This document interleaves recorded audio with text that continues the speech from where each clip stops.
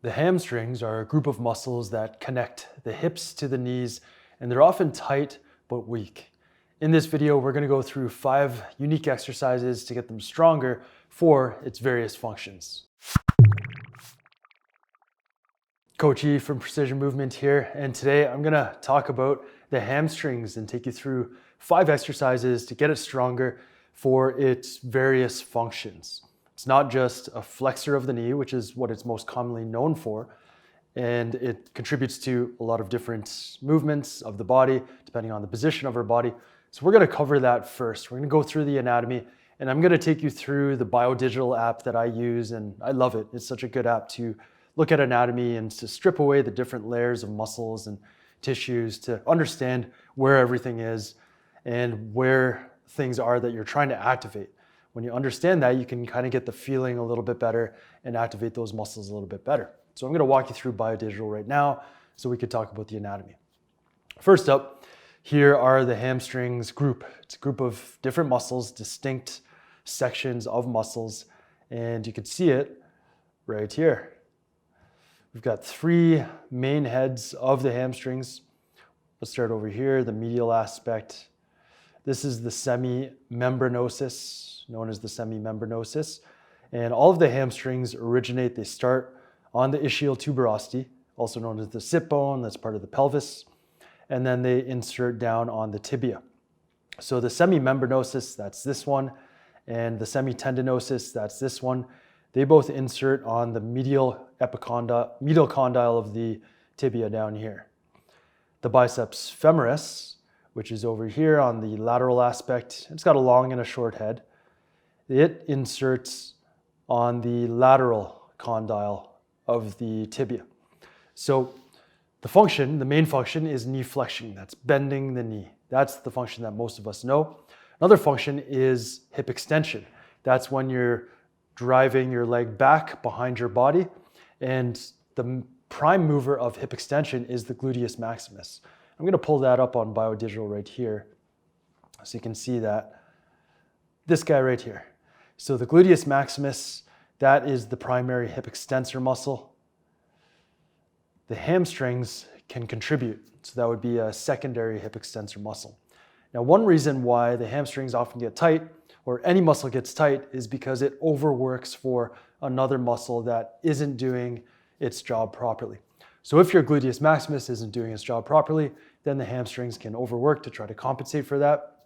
And over time, overworking without enough recovery, they get tight, they get taut, and that's why hamstring stretching is so popular. But that's something that we don't typically do. And we've got another video, we'll link to it up above, for tight hamstrings specifically, that shows you how to release the hamstrings in a more neuromuscularly effective way. So going back to the function, let's take the glutes off here, the glute max off here, and we're going to slide down a little bit to the knee. So the knees, you can see the hamstrings again, the biceps femoris inserts on the lateral aspect of the tibia, the semitendinosus and membranosus insert on the medial aspect of the tibia. This is important because one function that often isn't talked about is tibial rotation. And tibial rotation is the rotation of the lower leg, and this happens when the knee is flexed. It doesn't happen when your knee is extended. When your knee is extended, your knee is locked out, but when your knee is flexed, it can rotate.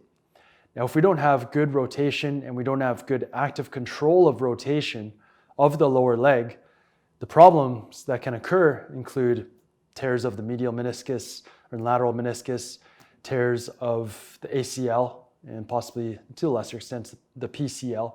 But those passive tissues will try to restrain and control that rotation of the tibia when the active tissues like the hamstrings aren't up to the task. So we need strong hamstrings in this specific function of tibial rotation, internal and external, in addition to the knee flexion and the hip extension functions that the hamstrings performs. So that is a really quick rundown of anatomy. And there's actually just one more point I want to show you that just remembered. So looking at the biodigital here, we see the hamstrings, the medial hamstrings, the semitendinosus and membranosus. They lie right here, especially the the membranosus. It's right there. Now, think of a muscle, a hip muscle, thigh muscle that's often tight and often overworking. Well, let's add them to the body here. You got this guy, the adductor magnus. We got the shorter adductors, we got the longus and the brevis. But looking at that adductor magnus, look at where it originates. Part of it originates on the ischial tuberosity and more medial on the pelvis. But if you look at it, it's pretty much on top of the semimembranosus there. So compensation can go either way. If the adductor magnus isn't working well, the semimembranosus can try to help out, but it's not designed for that function. So again, it can overwork quickly, and that's when it can get tight and taut more. Vice versa, if the semimembranosus isn't working well, then the adductor magnus can kick in and compensate for it, and it can get taut. So these compensations can go in any direction, up and down the body. What's most important to do is to restore proper function to all of the muscles in the body. That's how you get pain-free movement for the long term. So now we're going to go through 5 exercises to strengthen the hamstrings for its various functions. I just wanted to touch on this anatomy and our thinking of how to address dysfunctions and pain in the body. And this is just a small sample of it. There's so many other compensations that can occur, but don't want to inundate you with all that information. I just want to go through some exercises to make sure that the hamstrings are functioning properly and strong. So let's get to that right now. The first thing we're going to do is restore proper tissue pliability to the hamstrings. That's removing adhesions, that's taking care of scar tissue that might be there from overworking and not enough recovery.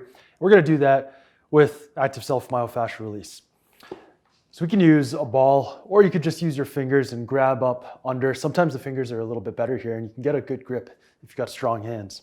So you can try that as well, but I'll show with the ball. You want to sit on something that's fairly solid, and we're going to work all the hamstrings. So the hamstrings, again, go from the knee to the hip. So we've got to work all that musculature back there. Starting at the knee, you place the leg on the ball somewhere and put some pressure down. And all you're doing is firing those quads, straightening the knee. And what happens is the hamstring lengthens. And because we pin that tissue down, it's going to help to release the tissue that's stuck and any trigger points or adhesions or scar tissue that's stuck. So you just go to different areas, putting pressure down, keep the ankle relaxed so you don't stress out that sciatic nerve. And you just keep working it. Work that whole muscle, nice and slow, different areas, put some good pressure down into the ball. Activate the quads to straighten the knee. That helps to relax the hammies and builds those neuromuscular pathways we need to maintain good length in the hamstrings. So you do this for a couple minutes. About in 2 minutes, you should be able to cover pretty much all of the hamstrings. And then you've restored some tissue pliability so that we can contract those muscles through their full range and build full range strength. The next thing we're going to do is strengthen the hamstrings at their end range of flexion. So that's when the knee is fully bent and the muscle is fully shortened. So this range is often weak in people, and because it's weak and it doesn't often get used, it can cramp. The muscle can cramp very easily. So some tricks you're going to feel the cramp, it's very likely, but some tricks to get through it and to help to prevent it in the future is to slowly ramp up activation of the hamstrings. And when you feel that cramp come on, maintain activation. So keep thinking, activate the muscle, contract the muscle, hold it there, and hold it there for longer. Could be up to 30 seconds. When you're done, slowly relax the muscle, and that's going to help you to teach that muscle how to activate at that range of motion. And in the future, it'll know and it won't cramp up. So start this off nice and easy. Lie on your stomach, and you'll need a ball, something, or you can roll up a big towel. I've got a speed bag here, a boxing speed bag, double-ended ball, actually. And I'm gonna stick it in between my leg and my thigh and the hamstrings, my lower leg and the hamstrings. And from here, the bigger the ball, the easier it is in terms of range of motion. You don't have to flex as much. The smaller the ball, the more knee flexion you get. So right there, I've got it. And all I'm going to do is I'm going to ramp up activation, keeping the ankles relaxed, squishing the ball as hard as I can, and then ramp it up. Then it's nice and strong. I'm going to hold it for 5 seconds, breathing, and then gradually release the muscle, ramp it down. And then again, I'm going to ramp it up, squeezing the heel to the butt, keeping the ankle relaxed. Squeezing, holding for 5 while I'm breathing naturally. Keeping the low back relaxed, and then ramp it down. I'll do one more rep. Again, ramping it up. Make sure the ball's in there so I can squeeze it. Good. Hold it, breathe. Feel that muscle, and then ramp it down and relax. Now, if you remember, we talked about the rotational functions, tibial rotational functions of the hamstrings. And those only occur when the knee is bent like this, the knee's flexed. So if we want to target either the semitendinosus and membranosus that do medial or internal rotation, or the biceps femoris, which does external rotation or lateral rotation, we could just turn our feet and do that in this technique. So lying down, again, squeezing that ball. And then all I'm doing is I'm rotating my heel out or my heel in. So if I rotate my heel out, that's medial rotation, and that's working more the medial aspects of the hamstrings. So the membranosus and tendinosus. And then rotating out, that's working more the biceps femoris. Again, squeezing the ball, still doing the knee flexion, but adding on the rotation. So when you do this, one way you can do a set would be, let's say you do 6 reps, 5-second holds, do 2 reps just straight, or do 1 rep straight, 1 rep medial, 1 rep lateral, and then repeat that for 6 reps total. And for this technique, 2 sets times 6 reps, 5-second holds is a good place to start. The third exercise we're going to cover is the hamstring end range expansion technique. Our end range expansion techniques are techniques that take the muscle into their fully lengthened range and then strengthen both that muscle and other muscles that work in that range, whether to bring you into the range more or to stabilize that range. So we're just going to do a level 1, going in and out of the range. For this technique, you need somewhere to put your foot up and actively lift your foot up and then place it down on the bench or whatever it is you're using. So here we want to train good posture and good alignment all the time. So we need active support on this leg. You should be able to fire your glute, your quads, and all that stuff. If you can't fire it, that means you're not in an active range of motion. So lower the bench down or whatever you're using. From here, the first thing I'm going to do is lift the leg and actually work the quads and the hip flexors. So keeping my strong support leg, good posture, lifting up, holding for about 10 seconds. It's not a balance exercise per se, so you can use a wall if you need it to balance. And then place it down on the bench. And from there, I'm going to drive my foot into the bench by trying to bend my knee. So focus on bending the knee and driving the whole leg down. So some hip extension, but knee flexion too. Again, you should be able to contract the glutes and the quads on this support leg and hold that for 10 seconds. Breathing naturally, strong activation. And then gradually release it. And then one more, lifting the foot off. You can rotate the foot out a little bit. That can put less strain on the TFL, which is an often overcompensating muscle. 10 seconds. Try and really pull the foot up, keep the ankle relaxed, and then lower it down under control. And then you switch sides. So this is what we do instead of static stretching, because we're going to build strength in the muscles that bring us into the range and get us out of the range, so that our brain sees that we control that range and we're strong there, and it allows us to keep that range of motion for the long term. For this technique, that's 1 cycle. Start off with 2 cycles or 3 cycles on each side, and then work your way up over time. The 4th exercise I'd like to go through with you today is the hip hinge and any variation thereof. So whether you're doing a hip hinge with 1 leg or 2 legs, a barbell, dumbbells, body weight, kettlebell, it doesn't really matter. The key points here that we'll go through will help you to get the hamstrings working and get them working in a way that's going to help them to maintain length and contribute to good function of the knee joint and stability of the knee joint to keep the knees healthy. So I've got dumbbells here. I'm going to demonstrate that. You're going to grab them, and you want to start off with a slight knee bend. You don't want your knees fully locked out for this. From there, I'm going to activate a little bit of pelvic floor and get some glutes on, activate the glutes, and try to activate the hamstrings.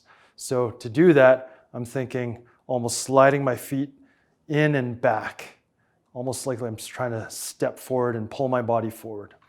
From here, the key point is keeping the hamstrings activated. So glutes are on, hamstrings are activated.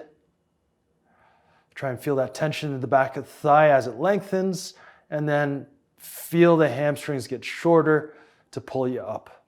So you notice how slow I'm going here. I'm not trying for a 1 rep max power move. I'm trying to keep that muscle on, build that kinesthetic awareness through that full range. Again, hip hinging over, keeping good posture, feeling the hamstrings, really focusing on the hamstrings, on the lengthening and the shortening right here. So that is the hamstring focused hip hinge. When we can really control and feel that muscle lengthen and feel that muscle shorten, we know that we're developing strength through that full range of motion. So that you want to start off lower reps because you want to go slow and you want to be able to really focus. We're not going for records here. So 2 sets, start off with anywhere from 4 to 6 reps. Doing the exercise that we did previously will help to wake the hamstrings up so that you can better feel them when you do this. Because a lot of people don't feel it well, and then the hamstrings are just off, and then they get ripped, basically they get stretched out, and they'll get sore, but they're not building strength through that full range of motion, which is what you want. The last exercise we're going to go through is one of my favorites for the hamstrings. That's the stability ball leg curl. There's 2 variations that I want to show you. Well, I'll show you 3 variations just for fun. We've got some strong people here. So the first variation, you get your feet up on the ball, bridge your body up, and you just think of flexing the knees, so bending the knees, bringing the ball in, and then slowly straightening out, and keep the ankles relaxed through this and all other variations that we're going to do. So that's the basic, easiest variation. The next is you bridge up, and as you bend the knees, you drive the hips up so the hips don't bend. There's no flexion of the hips. So it's staying straight right here. Bridging up, lifting the hips up as you bring the heels close to your butt. Again, ankles are relaxed. So that's a little bit harder. Third variation that I'll show you. You want to adjust the ball so that one leg is on the center of the ball. You're here and you're up, driving the hips up as you bend the knee, like so. And that's tough. So I wouldn't start with that. I would start with one of the other variations. Now, what's really important to remember when you do this is to slowly lengthen the muscle. That's going to work that eccentric action of the hamstring, which is so important for stabilizing the knee joint and preventing things like ACL tears and meniscus tears. So go slow, especially on the straightening, when you're straightening your knees back out, and then feel those muscles on when you bring the heels closer to your butt. For this exercise, start off with 2 sets, anywhere from, could be 4 reps, depending on how strong you are, up to around 12, 15 reps would be kind of the max that I would prescribe for those who are really strong, and then progress through the variations. The other thing you can do to alter this is to turn the toes either in or out, away from each other. And like I talked about before, that's going to bias either the medial aspect of the hamstrings or the lateral aspect of the hamstrings, respectively. So you can play around with that as well for different sets or even within a set. So those are 5 exercises to get your hamstrings stronger. So we went through a little bit of a workout there. I would do them in that order, and that is a great place to start to work all of the functions of the hamstrings. So I've got a couple other things for you. One is this video for tight hamstrings I talked about earlier. Two is a video on ankle dorsiflexion, and I found a study that showed those who had lower ankle dorsiflexion had more hamstring strains, so you might want to check that out. And three is if you've got any knee pain, check out our knee pain solution program for exercises like this, but for every muscle group that affects the knees.